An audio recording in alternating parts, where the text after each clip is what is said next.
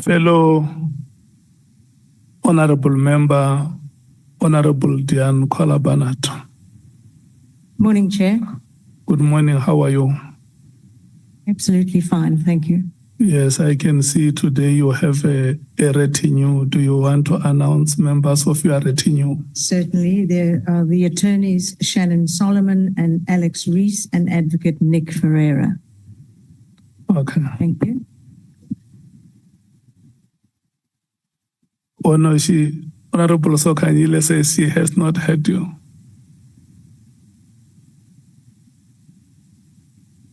Okay. Attorneys Shannon Solomon and Alex Rees and Advocate Nick Ferreira. All right?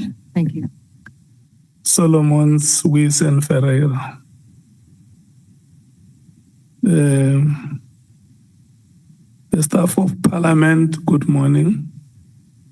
The staff of caucuses of parties represented in this committee, good morning to you. And members of the media, a happy good morning to you all.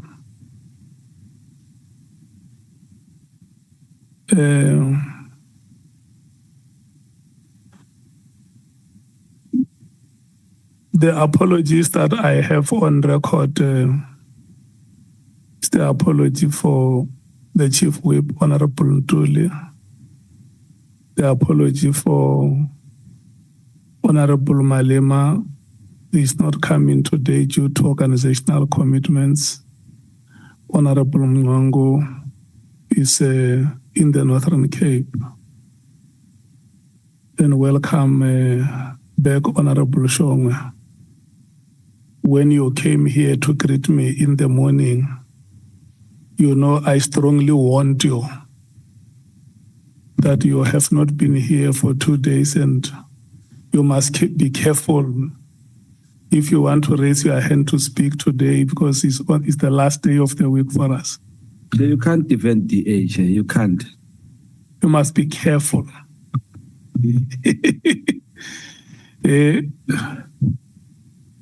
It didn't have mandate to greet you, so it breached our factional discipline. Yeah. We don't greet members of the ANC. We caucus before we greet them. Yeah, that's why we also had our own caucus. And I was instructed by the caucus to come and warn him the way I'm warning him now. It's a caucus decision. What is the warning, Sheikh? What does it say?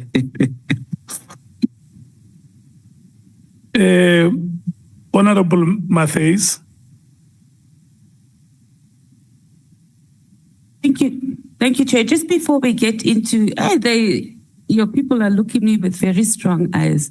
Before we get into the nitty-gritty business of today, just some housekeeping issues that we'd like to raise. I don't know if you'll take a decision that we discuss it after, because these weekly meetings we're not dealing with some issues, and we're closing now. So I would think that we need to be more conscious about the time that we have left. But what I would like to request, and maybe the technical staff in the meantime can do that, since we've started this committee, we've never been given a single minute copy of any administrative meetings that we have. So if they can start preparing those, especially those that are speaking to decisions or discussions that we made around witnesses that need to appear here, because we make decisions that are not informed by minutes that were taken. It's what we remember from committee. So I'm requesting that we do that, and then our next meeting we are able to make more informed decisions about what's going on. And as the EFF, we do not want to be part of an ad hoc committee where there's some political parties that have been deployed here to protect criminals. So we're going to do everything that we can in our power to make sure that we follow the rules and procedures and the legislation and the Constitution above all that governs us. Thank you, Chair. Yeah, all those minutes will be made available. And as the chair of this ad hoc committee, I have also declared that my greatest wish is to display unimpeachable integrity. And I also do not want to work with members who want to bring the political agendas to the work of the ad hoc committee, but commit themselves to saving the people of South Africa. can we hand over to the advocate to confirm that the witness before us is the witness that we have expected today, and make remarks if you have to make. Thank you. Thank you, Honourable Chair, Honourable Members. Good morning, Ms. Kohler-Barnard. Chair, I can confirm, and I'm sure you know very well, and colleagues, she's now on the other side of the fence today.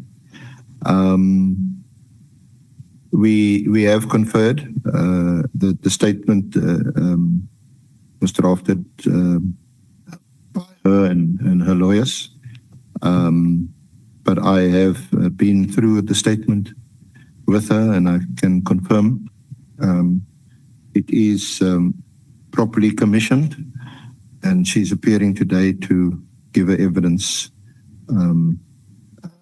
orally. Thank you, Chair. And how long is the statement? It's 9, and then some annexures. It's not a lengthy statement, but I suspect how much time are you going to need? I think the exchanges might be much longer than the 10 pages. Probably until lunchtime, to be on the safe side. Okay. If that's 2 hours. Yeah, I will give you an hour and assess after an hour how far you would be. And if you will not be done, we can stretch it to half an hour to 2 hours. Thank you, Chair. But let's agree that the latest by 1 o'clock you must be done with the oral presentation. Honorable Kohler-Barnard, good morning once again, because today you have chosen to cross the floor. I'm going to have to swear you in and then read the following to you before the swearing in process. You have been invited to appear before this ad hoc committee which investigates the allegations that have been made by the KwaZulu-Natal Provincial Commissioner, Lieutenant General Ntantla Mkhwanazi. Our expectation is that you will help the committee in its investigative and oversight roles. The allegations that have been made by General Mkhwanazi include, amongst others, number 1, alleged unlawful disbandment of the Political Killings Task Team, otherwise known as the PKTT or the NPKTT. Number 2, alleged moratorium on the filling of vacancies within the South African Police Services, the SAPS. Number 3, alleged corrupt relationship between senior leadership of the SAPS and members of the public. And lastly, alleged political interference in the work of the SAPS. In extending the invitation to you, Honorable Barnard, the chairperson of the committee has indicated that you may provide such information to the committee if you so wish under oath in terms of the powers, privileges and immunities of Parliament and Provincial Legislatures Act of 2004. Please be informed that by law, you are required to answer fully and satisfactorily all questions lawfully put to you, or to produce any document that you are required to do so in connection with the subject matter of the inquiry, notwithstanding the fact that the answer or the document could incriminate you or expose you to criminal or civil proceedings or even damages.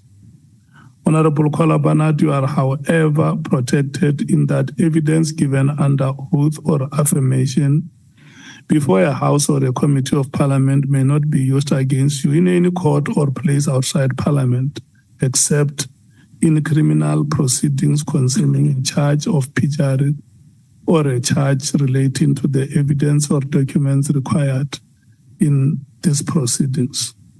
Please be aware that in terms of Section 17, subsection 2 of the Powers, Privileges and Immunities of Parliament and Provincial Legislatures Act, a person who willfully furnishes a House or a Committee of Parliament with information or makes a statement before it which is false or misleading commits an offence and is liable to a fine or to imprisonment for a period not exceeding 2 years. You will be required to take an oath or affirm that the evidence you shall give is truthful. Which one do you elect? I would prefer an oath.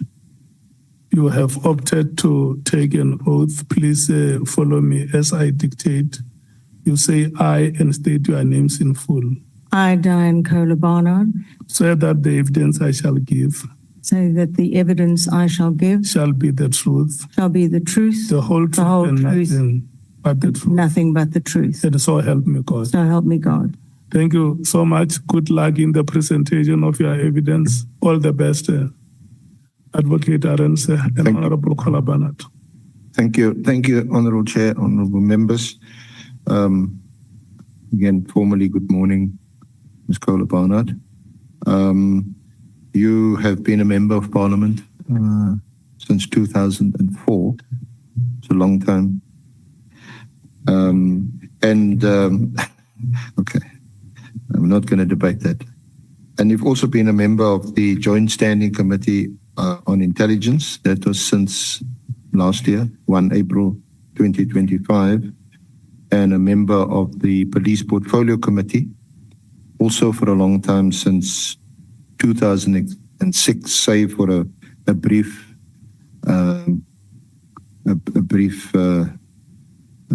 dalliance, is it, with the Public Works Committee from 2015 to 2017. And you also serve on this committee as an alternate member. Just before we proceed, as a member of the Police Portfolio Committee, just your general sense of what's unfolded since you've been sitting on this honorable committee and heard a lot of evidence. We're not going to debate technically what evidence means, but certainly information given to the committee via witnesses, live witnesses, written submissions. Thank you. Through you, Chair. I've seen this roll out over and over and over again. Certainly I and committee members, all the MPs here, many of them, have raised issues of the looting of state funds, misuse, misappropriation, of purchasing things worth nothing for a fortune and then pocketing the difference. We've done this, all of us, for many, many, many years. Certainly, we saw it with the Mdluli years and the mass looting there, and he will be in court soon about those mass abuse. It's just extraordinary, the charges he will face. So this has gone on year after year since I've been in Parliament. That sort of criminality, the use, misuse of hidden funds. And we've seen also those, for example, who tried to hold Mr. Mdluli to account. Oddly enough, we had Lieutenant General Mkhwanazi try to get rid of him when he was the acting National Police Commissioner. Glynis Breitenbach and the NPA did her best. They forced the withdrawal of that case, so she walked out. I was under attack, all of us. Anyone who was having a go was under attack. And it took a very long time to hold people to account for that. I've seen suspensions of people, for example, Robert McBride, Dr. Dintwe of the Joint Standing Committee, now the latest IG, all suspended the moment they come out with information about criminality. Usually they get back in after a court case, they're found innocent, but it seems to be the knee-jerk reaction when one raises any information about possible criminality within the system. When you raise them in Parliament, in committee? Yes, I raise it everywhere I possibly can. And sometimes I feel I'm successful, other times I feel like I'm pushing a boulder uphill. So it can be very enervating to have to do this time after time, year after year, where you are saying, but I'm seeing money being stolen, misused, and you have millions in irregular expenditure. No one's ever held to account, ever, ever, ever. People are not fired. People are not gotten rid of because people are making a fortune out of all of the departments. So one of the aspects of the terms of reference of this honourable committee is to advise, make recommendations to the National Assembly on how one restores trust in the system, in the criminal justice system, and more particularly in the police. And one would think that the portfolio committee and other committees like SCOPA would be entirely the appropriate place to raise these things, because you, and we are reminded of this daily by this committee, that you're there to represent the public, members of the public, because we know from various witnesses that have actually appeared this week, they've lodged complaints through the formal channels available to them, and they get no joy. It's going to be extremely difficult to regain the trust of the citizenry because of what has gone on, what has been revealed. As I say, this is not new. Much of what has been revealed has been going on for years, and many of us have been raising it for years with no response. And the frustrations that we heard about yesterday, where members they've done all the right things, and most of them do. They go through the channels, they raise it with the correct people, and a blind eye is turned. So yes, I think, at one stage I just said, fire everybody and start again. Vet them again, make sure they haven't been looting. But it's very hard to work out where exactly South Africa turns now, because while you have literally thousands of fantastic police officers who will take a bullet for you, you have that core element who are just there to loot. And it is heartbreaking to see, because you have police working in police stations with virtually no resources. I went in Wentworth the other day in eThekwini. The ceilings had fallen in, and the detectives division, 6 of the officers were shot, and one man said he sat with bird lice falling on his head while he worked. Appalling conditions, and yet the money's being looted hand and fist, and it's very destabilizing for those inside who want to do the right thing. And so, since you also now serve on the Intelligence Committee, the Joint Standing Committee on Intelligence, has that perspective of yours, has it gotten worse? Has it been confirmed now that you know things that all of us who don't know, or haven't heard of, or haven't seen? Sometimes I hear things that are very distressing, but of course what you hear there stays there, and for very good reasons. But my years on the Police Portfolio Committee have given me a very clear mandate, to my mind, that I'm there to unearth corruption and reveal it wherever I can. The Joint Standing Committee is a very strange committee in that you take nothing in, you take nothing out. You never stroll out with some classified documents. It's impossible. It cannot happen. It's very tightly curated. So what goes there and the information given there stays there, and for very good reasons in many instances. So yes, sometimes it's what you hear, and thankfully one does hear the progress that's being made, and that's very heartening. But of course, it must stay in that committee.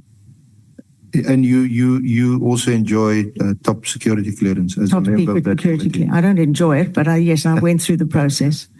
Technical term. Sometimes it's used in another context. Anyway, but we've heard evidence here, and there was a bit of a difference of view. There was a witness here yesterday who, subject to him applying for permission from the DG to appear, because he served in the State Security Agency. But we've heard evidence here selectively from crime intelligence, about crime intelligence.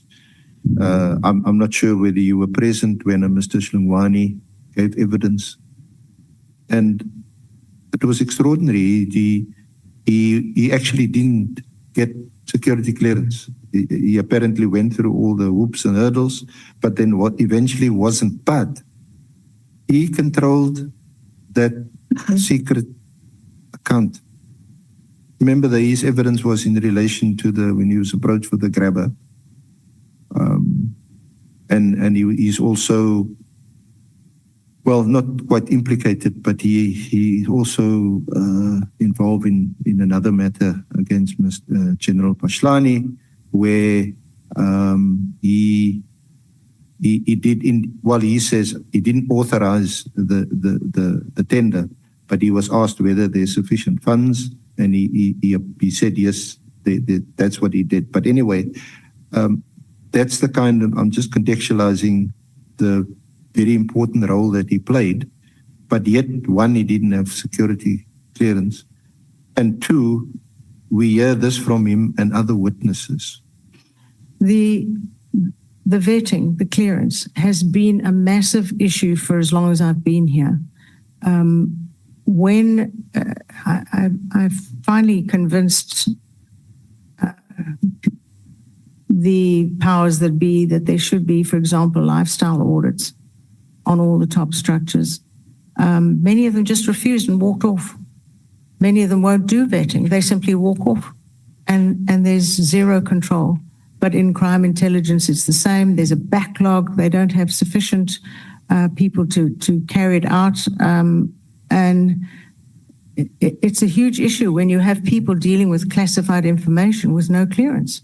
Because I often think, what if a matter goes to court and they find that the evidence you've given was obtained by someone who doesn't have the right to see that information? It's a whole morass that they bring upon themselves because the system isn't working. Now, how is this committee, or obviously it will be your opinion, your viewpoint, and your other honorable colleagues will have theirs. But so much, it seems to be from the evidence in summary that the fight, as it were, in SAPS, is control of crime intelligence and that secret account, yes, for covert activities. Because although there's some kind of accountability, and especially when you start paying, you have to pay informers in cash and all that, and like go to account and you get a wad of notes, maybe in a Woolies bag, I don't know, but you get this money, and that's where the accountability gets very fuzzy and hazy and it amounts to millions. So we hear this. It's about crime intelligence and it's about procurement. On that's coming from either side. You know, if you view the witnesses either being on this side or that side. Those are exactly the 2 points where the major looting happens. Procurement, and I think that applies, frankly, in any department. Procurement and buying bottles of water and paying 100 Rand each and you pocket the difference. That's on a very basic level, but it comes to buildings. Standard procedure is if you have a building worth 100 million, the lawyers and people go in there, and the architect and the powers that be will say, okay, so it's 120 million. No, look, the papers say 100. And they say, do you want to work again? So they keep quiet. And the 20 million extra is distributed. And that's standard procedure I fear, in many of the departments. And certainly in the SAPs, there are major issues along that line. Procurement is one of the biggest ones. Certainly the slush fund is a huge problem. Looking globally, it's often handled differently to the way it is handled here. Everyone has that sort of slush fund in terms of where it's needed, crime intelligence, etc. But certainly the handling of it has been extremely difficult. And anyone who has tried to control it, to get it under control, is soon booted out. I've seen it happen over and over and over. So just related to that issue, I wasn't going to ask it, but does that not go to Scopa? Does it stay? I'm not asking you for any details. Yes, it goes nowhere. It goes to the Joint Standing Committee. But if one recalls, the high-level review panel report that came out in 2018 was released by the President. Yeah, that was also served before the Zondo. Yes, way before, 2018. It is a public document. It is a public document, and I studied it very carefully, and it lambasted the Joint Standing Committee on Intelligence in the fifth term, the fifth Parliament, because state capture happened under their noses, and they knew nothing. They were told nothing. And for them to hear what had actually gone on later was a huge shock to them. They did what they thought was the right thing, but it was all hidden away. So finding and tracking down the hidden funds, the hidden amounts that are being stolen is an extraordinarily difficult job. And because there's no oversight by the scopers, etc., how does one do it? Because I think with respect, I think the Honourable Committee, we've done pretty or reasonably well in relation to procurement and identifying what the problems are, the blockages, and how the manipulation of the system takes place and how it works. And some of those cases are actually before the courts. We know that. And I think my colleague, Advocate Chikalala, did a pretty good job when she led the witness, I think, Pani, in relation to the procurement and the system. And he had to concede at the end of the day that there were big problems and gaps. But how do we do that in relation to crime intelligence when we have witnesses sitting where you're sitting and saying, sorry, I can't disclose this because the information is classified, it's confidential, but it impacts directly on our terms of reference? It falls down to two structures. That would be the Joint Standing Committee of Intelligence, who can only do what they can only interrogate what they're given. So what's hidden away, we can never find. But the Inspector General of Intelligence has the ability to demand any information. That is the level of his clearance. And we've had wonderful Inspectors General of Intelligence. Previously Dr. Dintwe, but he was, of course, suspended for a while and then put back. We have the current one who has just also been suspended right after he'd finished his report into this matter. So they do the best that they can, and I think they're on the whole honourable, honest people. But of course, the forces against them are inordinate. But they are the ones who are supposed to unearth what is happening at that level.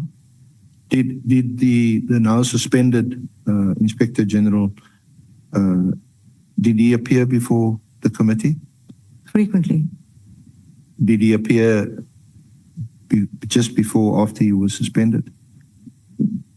I saw him before. Do you know the reasons? I obviously don't want to get into the detail. Do you know what the reasons are for your suspension? I do. And has the committee inquired into it? I can't speak about what goes on in the committee. It's not up to me to say that. I didn't mean to get any detail because I don't know. I asked for copies of a report that appeared on News 24 on the 29th of January. Okay.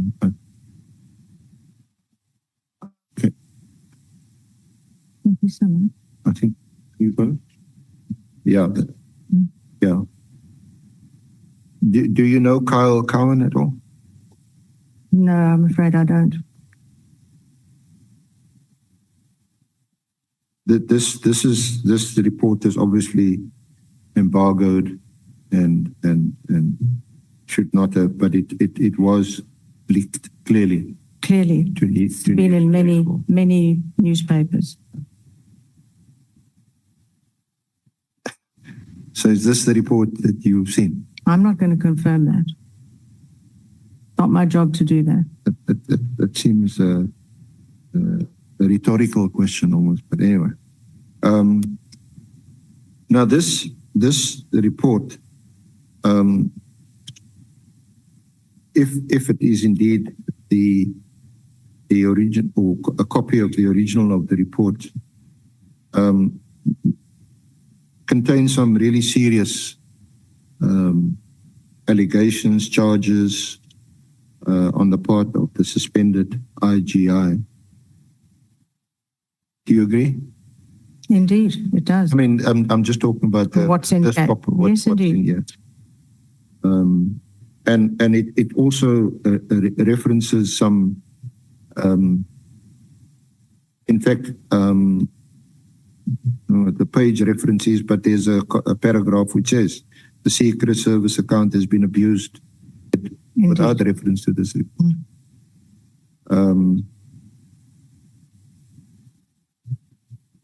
He refers to, or the report refers to, years of chronic underspending of secret funds allocated to CIA resulted in a large pot of money being rolled over to the 2024-25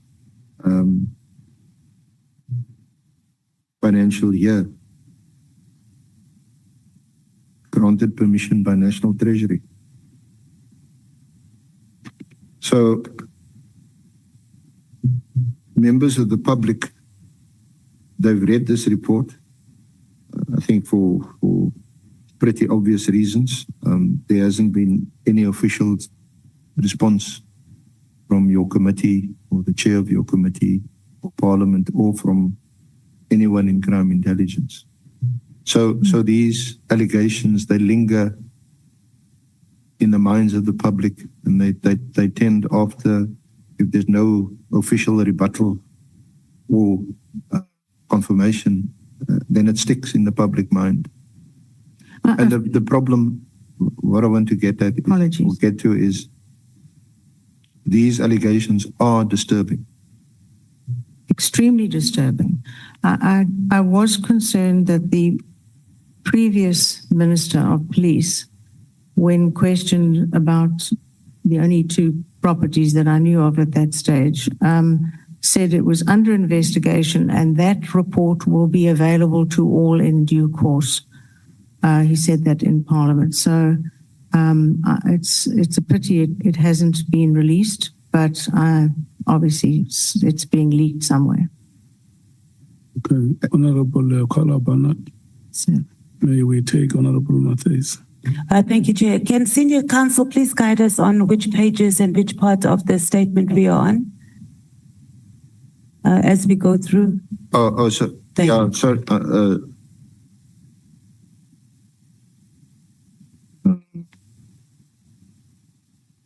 Honorable Matthys, unfortunately, the document that was just printed a short while ago, but it's not paginated. Maybe let me just to.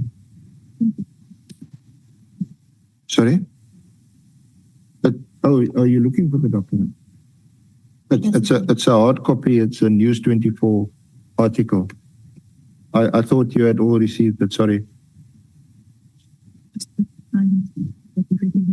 It's yeah, but is it the page or the article?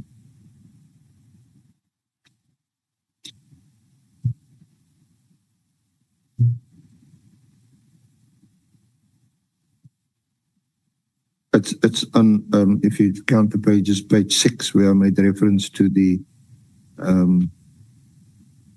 Secret Services account.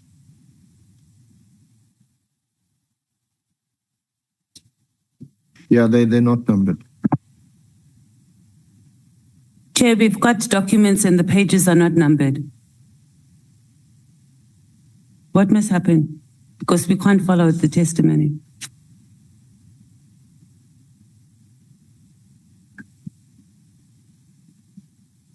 Yes, that's what I'm trying to do. If we can just get some assistance, just count the pages and 1, 2, 3, 4, 5. On page 6, or the 6th page of this document, that's where I made the first reference to the Secret Services account.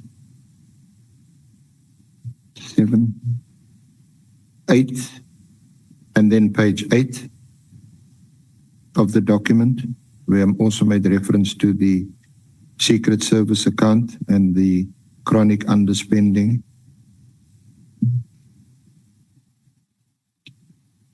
And then I want to refer to page 10 of the document. So there are 12 pages. Can you just number them? Can you get another copy? I want to, have you got it there, Ms. Kohler-Barnard? I beg your pardon. This is of the document you've just circulated, yes. Correct? Okay. Yes, I have it here in front of me.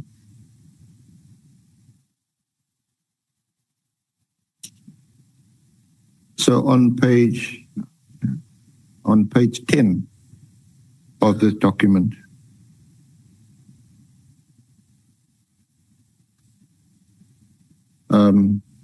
there's a paragraph at the bottom. Have you got it?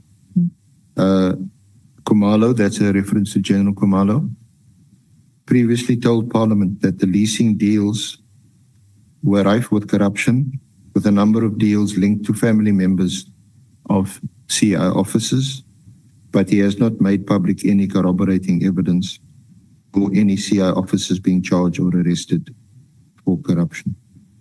You see that? Yes.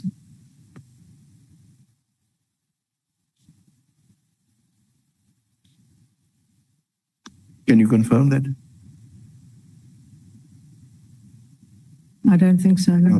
Or was it not you've also served on the portfolio committee of police? Yes, indeed. Was it not your experience while you were in that committee? The budget is divided into two. One section covers the secret account and the rest is open to the public and would be in a committee such as this to be interrogated. Yeah.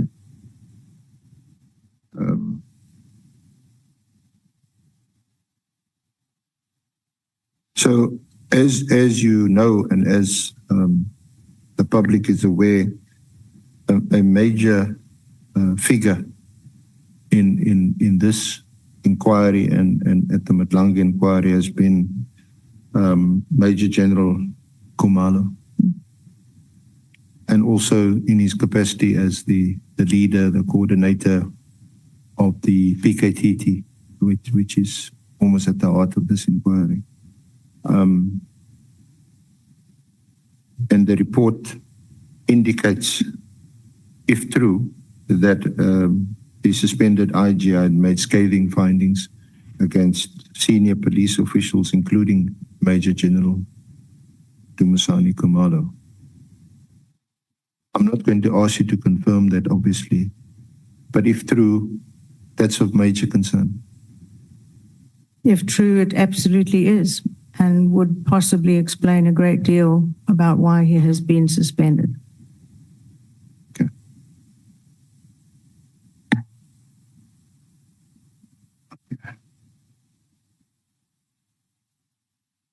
Now, you might be relieved that I'm going to move off this report, but I'm sure some of your colleagues might ask you some questions later. Because obviously it's near impossible to interrogate the report with you serving on the Intelligence Committee. The allegations made by General Nkwenazi on the 6th of July and the allegation that the criminal justice system has been corrupted, has been infiltrated. Were those allegations new to you? Were you startled? Were you surprised?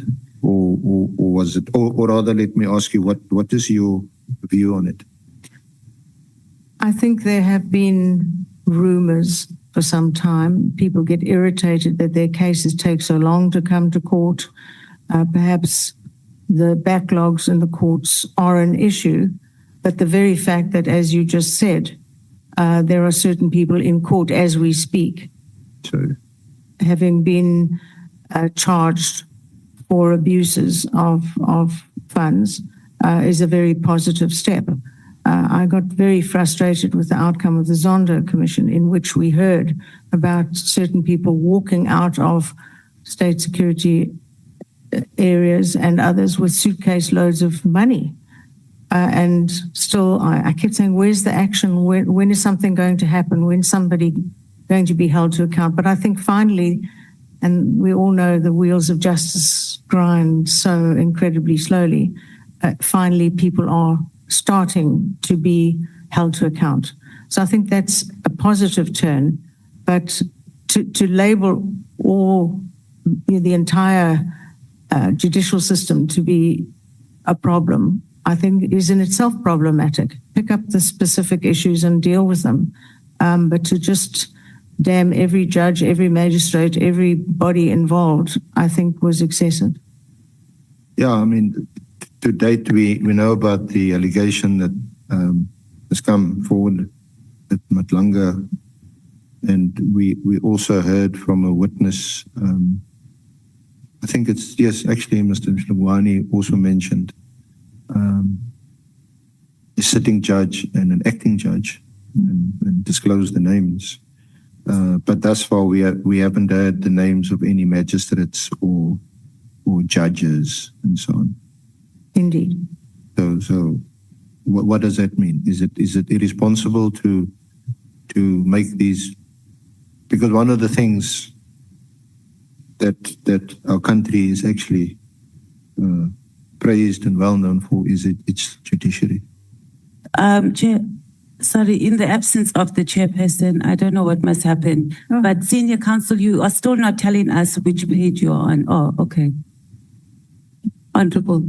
Okay, I think the senior counsel, because we don't know, we don't understand where we are on, which page we are on. So senior counsel, I'm begging you, please say on paragraph what are we here on paragraph what, so we can follow exactly which part of the statement we are dealing with, because we're leading evidence here, please. Honorable Matisa, are you referring to the statement or the attachment? I don't know. That's what I'm saying. We don't know. Senior counsel, we keep asking him, please tell us, are you on the attachment? Are you on the statement? If you're on the statement, we're on paragraph what, and we're leading. Yeah, because it also seems that senior counsel just makes political statements here while he's leading, but it's not here in the witness statement. So I think our witness statements must guide us on leading evidence, please, and be referred. Okay. I don't think we're asking for too much, Acting Chair. Okay, senior counsel, can you help us with this? The statement is in paragraphs. So please guide us through the paragraphs. Which paragraph are you dealing with?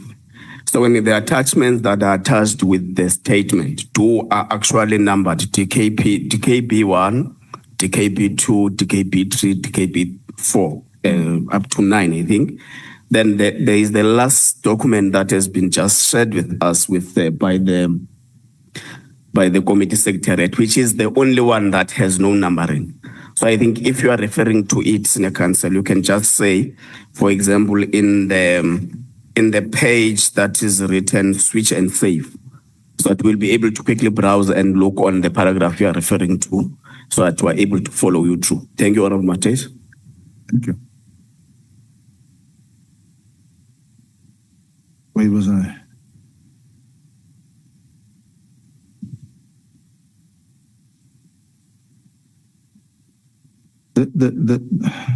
I don't know why I must explain a line of questioning. Where we stopped was Honorable Kohler-Barnard's membership of these committees, and the questions that arose are incidental to a membership of those committees. We know we constrained and restricted Honorable Acting Chair on asking questions around the Joint Standing Committee on Intelligence. Related to that was a last-minute article which would ordinarily be in our exhibit bundle, which has been copied to the honourable members, and questions were asked in relation to that document. We had a problem because those pages were not paginated, and then we simply counted, and I asked for an indulgence for committee members maybe to mark the pages themselves. I think there are 12 pages, and I think we have subsequently referred to those. I haven't yet referred to any of the annexures that are part of this affidavit.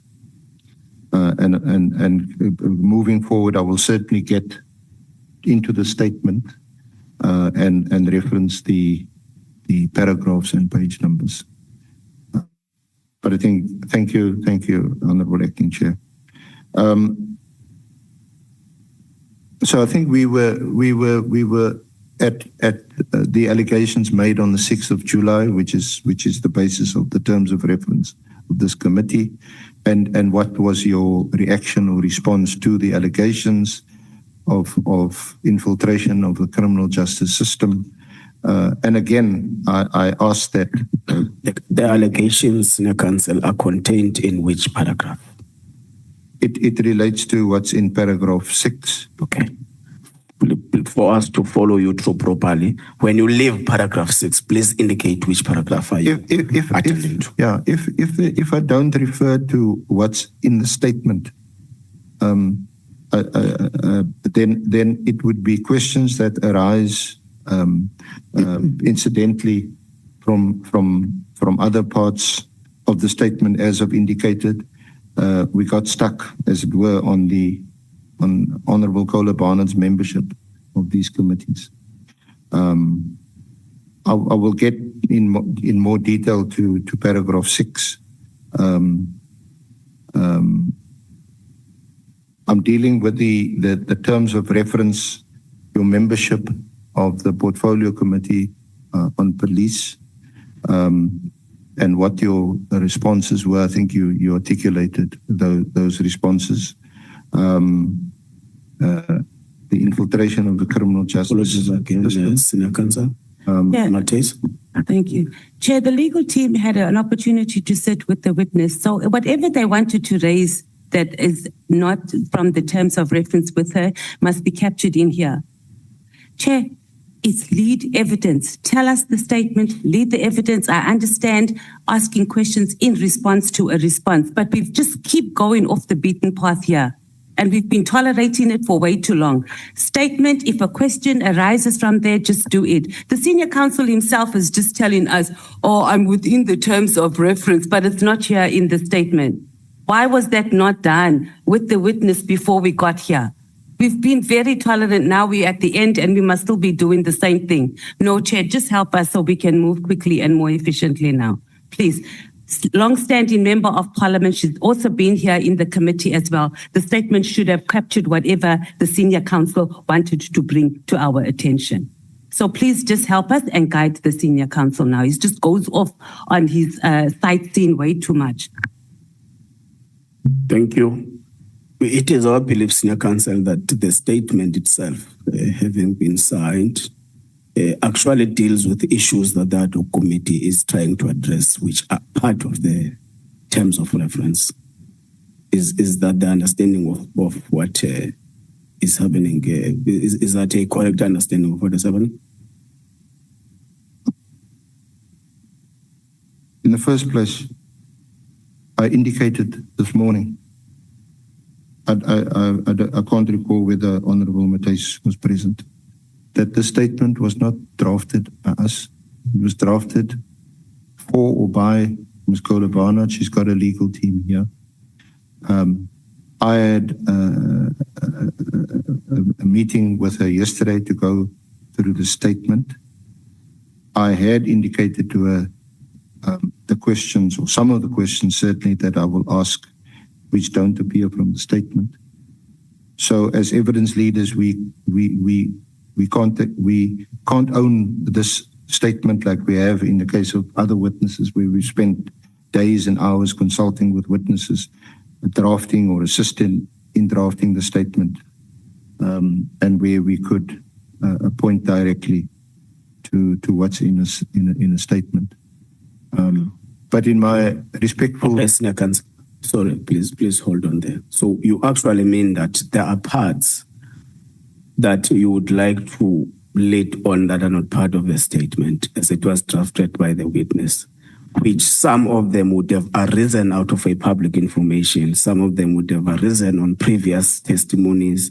I'm just trying to get on part of the issues that are not addressed in the statement, which you would like to proceed on. And if that's the case, then you must be able to brief us that on this date, so-and-so testified before the committee and said this in respect of the witness in front of us, so that we're able to get the context at which the questioning and the leading is coming from, so that we're able to follow you properly. We can proceed.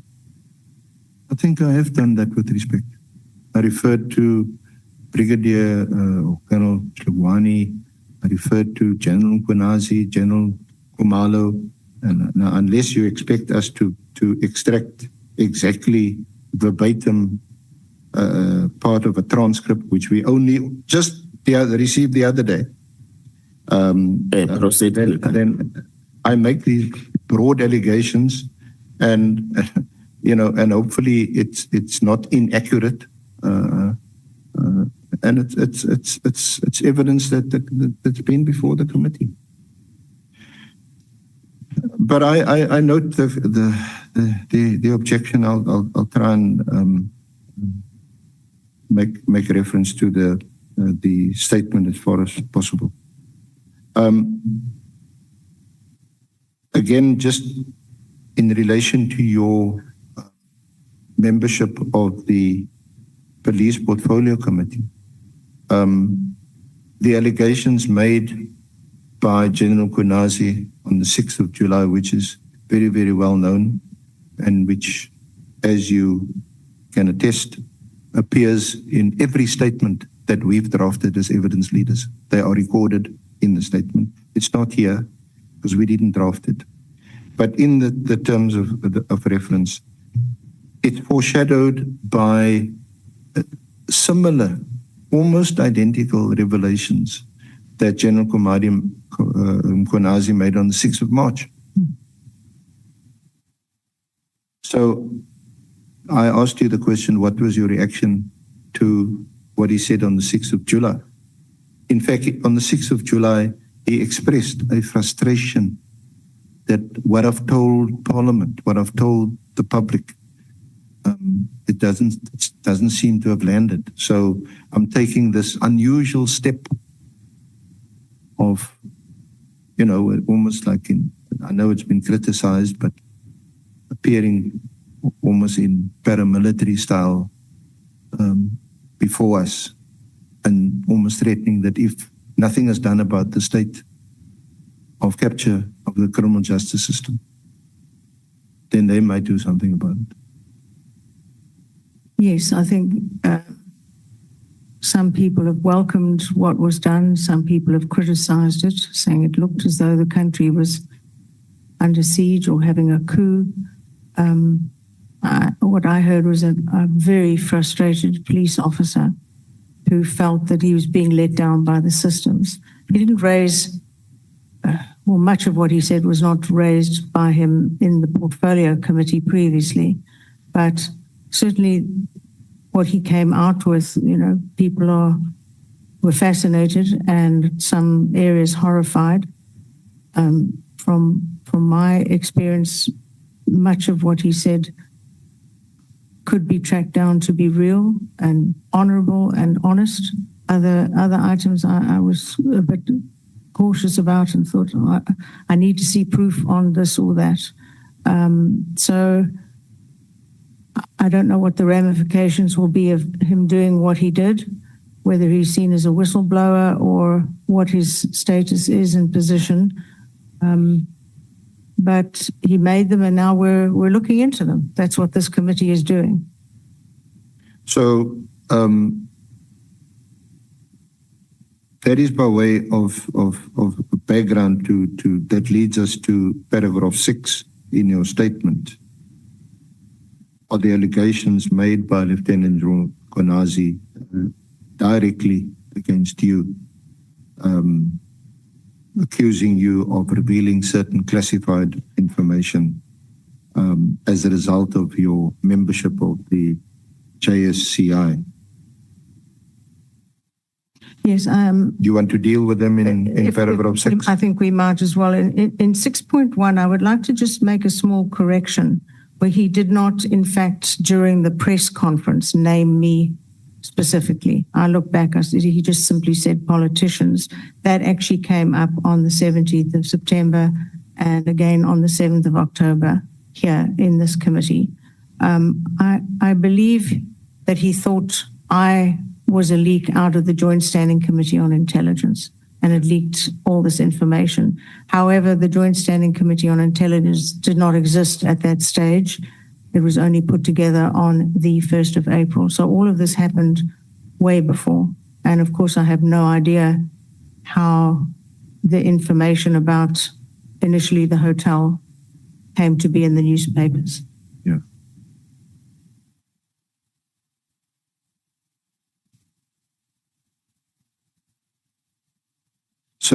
So in paragraph 7, you say that his allegations stem from some erroneous understanding of your membership of the committee. Yes. And that the information that you did disclose first was already in the public domain, and second, you say they relate to a period before your membership of the JSCI. Indeed.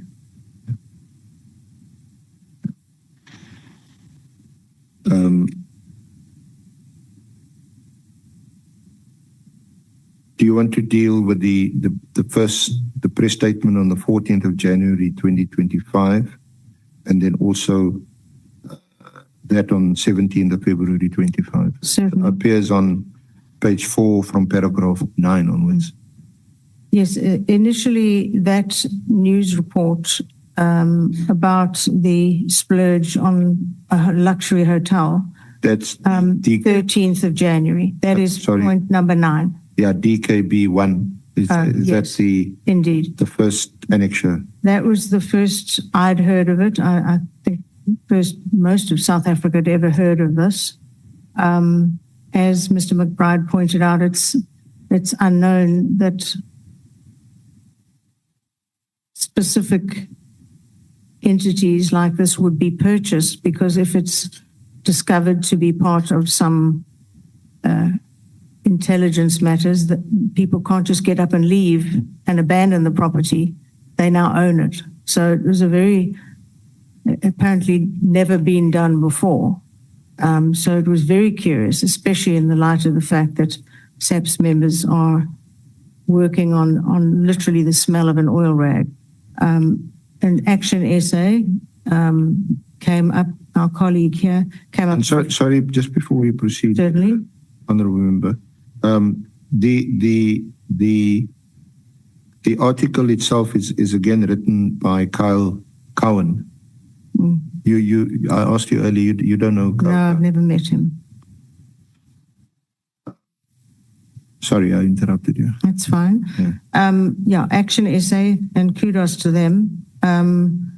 Honourable James released a statement with reference to that article almost immediately. It took me a day or so to put mine together. And mine then came out the following day, asking questions about what on earth was going on. And I had checked with the Minister of Public Works, who said there were no such buildings under his purview. And so I then reported this to the Inspector General of Intelligence. So just to clarify and to summarize that, DKB1 is an article which appeared Yes. on News 24, and you had nothing to do with No. with the Had no knowledge of. disclosure. DKB2 arises from Action SA making certain demands and demanding IPID action. And the DKB3 is then quotes you. Yes. And your questions, one is before you become a member of the Intelligence Committee, and two arises out of these articles that have now appeared before that. Absolutely. This was on the 13th of January that this article came out. The Joint Standing Committee on Intelligence was only put together on the 1st of April of that year.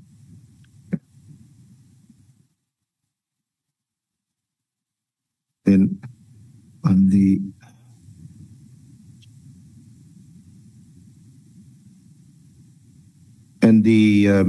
article on which is Annexure DKB4, Yes.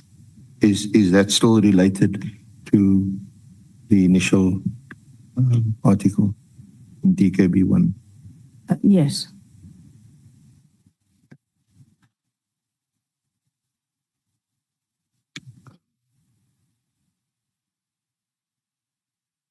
Can you perhaps elaborate on DKB4, which you do at paragraph 12 of your statement? Yes, indeed.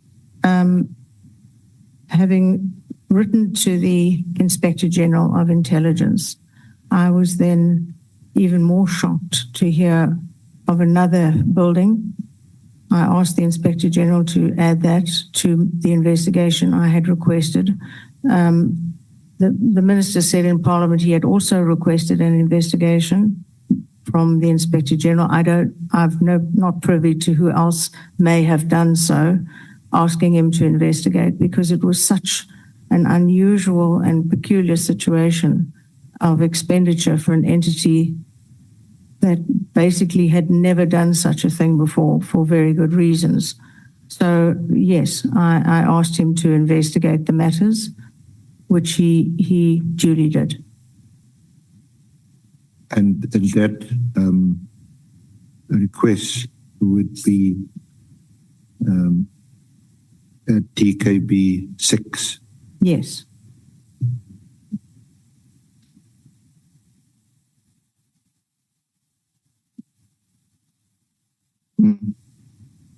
So this is on the 12th of August. No, that This is on the 12th of August. Is there something? that is an error which I have laid out. It is an error in the initial one sent through. It was a staff problem and has been corrected. Yes. In the paragraph correct 16. date is Yeah, the sorry. correct date. Yeah. Okay.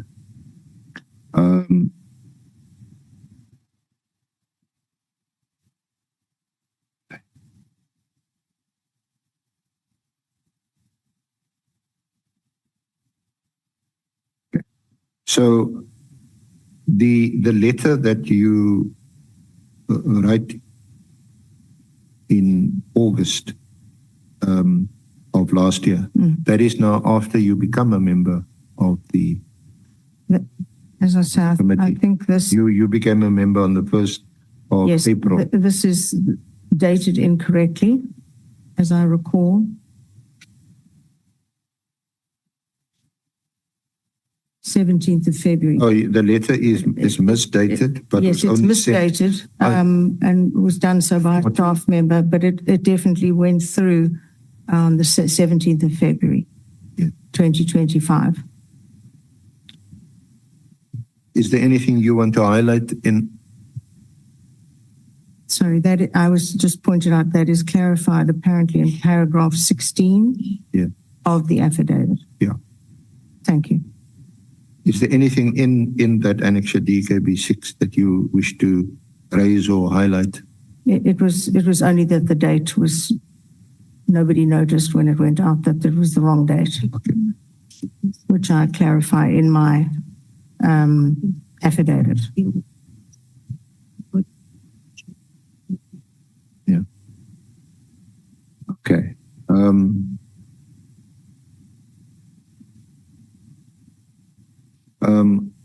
Then is there anything else you want to highlight or mention in that section from paragraph 15 through to 21 that I may have omitted to ask you? You do conclude at paragraph 21 that there's no merit in Lieutenant General Kwanazi's allegations that you obtained knowledge of the two property purchases. Yeah. Yeah. I was not a member of the Joint Standing Committee of Intelligence. It did not exist. In fact, it took a full year to be established, during which time there was no oversight by Parliament over the intelligence, three intelligence bodies. I was not a member. I was a member of the Police Portfolio Committee. And so I was speaking in that capacity because I was shocked at what was being revealed.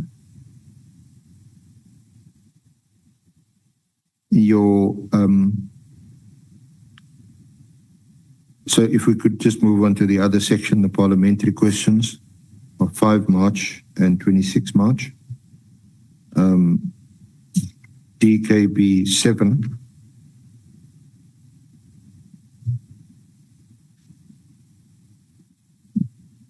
And these are recorded in Hansard.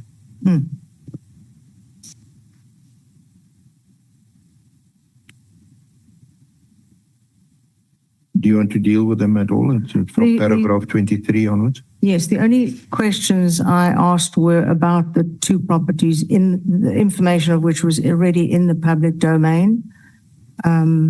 So, as I've asked many ministers of intelligence previously, now minister in the presidency, it's called, are asking for information, and they either give an answer or they say the answer will be sent to the Joint Standing Committee on Intelligence, and that's what he said he would do.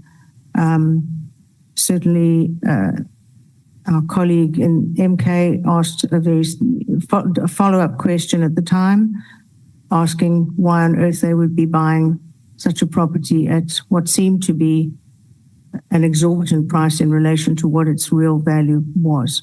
Yeah. And then at DKB 8, you deal with the question you posed on the 26th of March, 2025. Okay. Sorry, I'm just looking. Oh, here we go. DKB 8.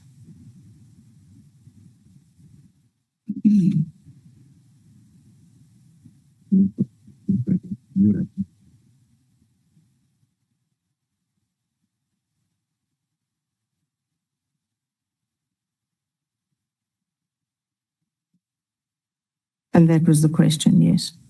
Sorry, in DKB 8. Did you not have an opportunity of raising these questions in the police committee instead of taking it to the media?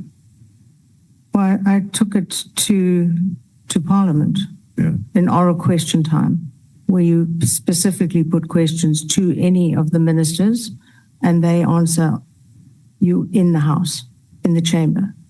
So that's what this was. One also has the option of writing questions, but this happened to be oral question time. So they answer immediately. Thank you. Then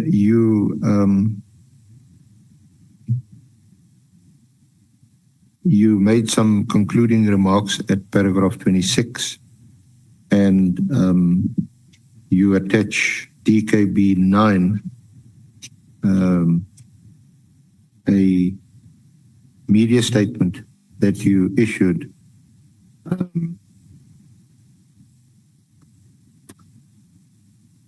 You want Yes. to discuss that? Certainly. I believe that his fury was that centered around the fact that he believed I was a member of the Joint Standing Committee on Intelligence. And once I corrected that erroneous belief, I felt he owed me an apology, because you can't leak out of a committee that doesn't exist. So I was not happy that I'd been labeled basically a criminal, when in fact I believed I was doing my job that every MP has to do, which is oversight, an oversight role. That's the biggest role that we play, is doing oversight over the entities we work on, the committees we work in. It's our job. Did you hear it all from General Mkhwanazi? No, he has my phone number. He didn't. He could have asked me beforehand. He chose not to. So, yeah, we do have something of a history, but he had no intention, I think, of ever discussing it with me. He hasn't appeared. He appeared before us, Yes. here in this honourable committee. But in the police committee itself, has he appeared since? Where you could have raised this with Not that I'm aware of, but certainly when he came before this committee, the allegations were toned down somewhat. There were no longer allegations I was part of a criminal syndicate or that sort, or broken the law, which would have been leaking out of the committee. But he was still markedly furious, and you could see he was saying that all MPs had everyone in the room, I don't know who all that included, had their devices monitored by crime intelligence, made many claims, but I knew I had not ever leaked out of a committee that did not exist. Okay. Then you in your conclusion at on page 9, paragraph 29, you state that you've never seen classified documents outside the JSCI. And as you mentioned at the outset, these documents are carefully curated and never leave the room of the meetings where these committee meetings take place. They absolutely are. They're numbered. You go in with a pen, maybe, you leave with a pen. Nothing goes out of any of the JSCI meetings. And I was shocked to hear that Honourable Adams had in his hand classified documents. I can't begin to imagine how he got hold of them, but we all know what he did with them. We just, as regards Honourable Adams, we have extended an invitation to him to consult with us, to perhaps appear here today after you gave evidence. But I believe he's been involved in the by-election, some party work. We'll definitely raise that with him. Do you want to make any closing or concluding remarks before I... Certainly, I just want to reiterate, I could not and would not in any case leak out of a closed committee such as the Joint Standing Committee of Intelligence. It did not exist at that time. I was a member of the Police Portfolio Committee, which I thought I would stay on full time, and only at the last minute was told, no, I'll be going to the Joint Standing Committee as well. And I've always endeavoured to do the best that I can here in Parliament. I've treated every head of every division, every National Police Commissioner in exactly the same way. I was as tough on the Ria Pierres or the Jackie Celebis or any of the others, and certainly the Paklanes and co.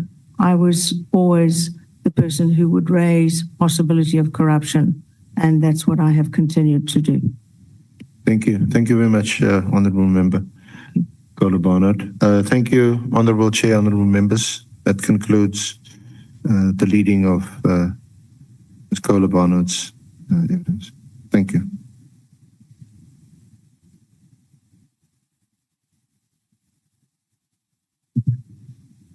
Thank you so much, Advocate Arendse. Thank you so much, Honourable Kohler-Barnard.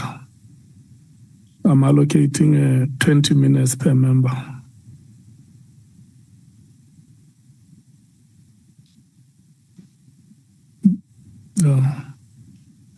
We're going to start at past. Can I check those who want to speak today so that I can be able to arrange the time accordingly? Honourable Samgon in the ANC, how many wants to speak? 2, Chairperson. Okay, 40 minutes. MKP. All of you. 1 hour. DA. 1, Chair. 1. We won't need more than 10 minutes. Okay. And then Honourable Vessels. Okay. Honourable Souls. 30 minutes. 30 minutes. No, I want to check if you want to speak. I'm allocating a flat amount of time today. I would like to speak, Chairperson. Okay. Honourable Matthys. Then if you would allow me, I have a point of personal privilege or explanation. Honourable Matthys. Chair, on a serious note. Yeah, no, let me check with those who want to speak first. Okay. Honourable Matthys. No, the EFF has nothing to ask, Chair. Okay. Joking. Yes, we do. Thank you, Chair. Look, there is a red color on my waistcoat. There is a red color on my waistcoat. And this coat is 20 years old. Yes, it's by coincidence that when the EFF was formed, this red color has always been in my wardrobe. Honourable James. Yes, Chair, I'd like to speak. Okay. So we have roughly about 3 hours of speaking.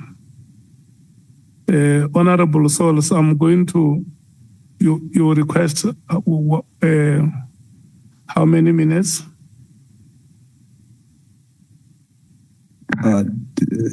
You said you're going to do a flat rate of 20, Chair? Yeah. You said you're going to do a flat rate of 20 for everyone? Yeah. Or are you referring to my point of privilege? Yes. Oh, yes.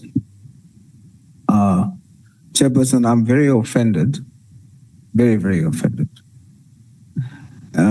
When you spoke to me about my dress code, Honorable Breitenbach made a comment which I didn't hear, so I just ignored it. But then she sent me a WhatsApp to continue the statement that I didn't hear. And to my surprise, Honorable Breitenbach on WhatsApp was comparing my African attire to Hogwarts School of Witchcraft and Wizardry.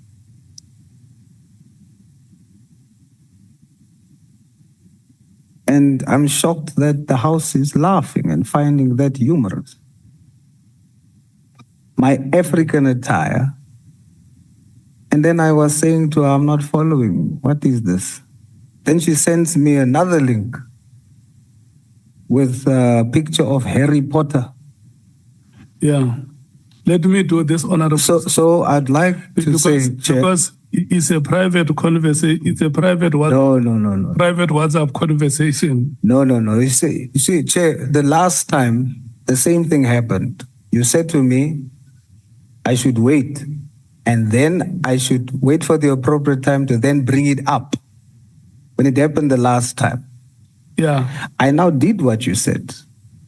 I waited to bring it up. It's incorrect for the honorable member to liken African attire to witchcraft. Yeah, no, it's wrong. I agree. So I demand a public apology and withdrawal from the honorable member. Okay. When the honorable member comes back, I will tell her. Thank you, Chairperson. Thank you so much.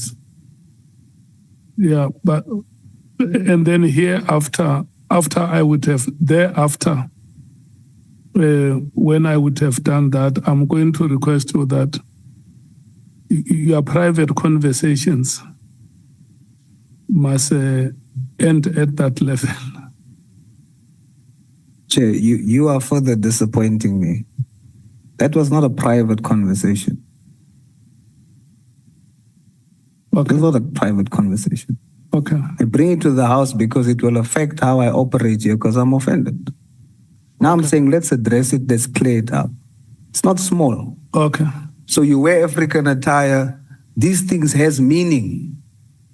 You liken it to Harry Potter and witchcraft. Okay. No, Not private, it's wrong. I heard your concerns. We must be proud of our Africanness. Okay.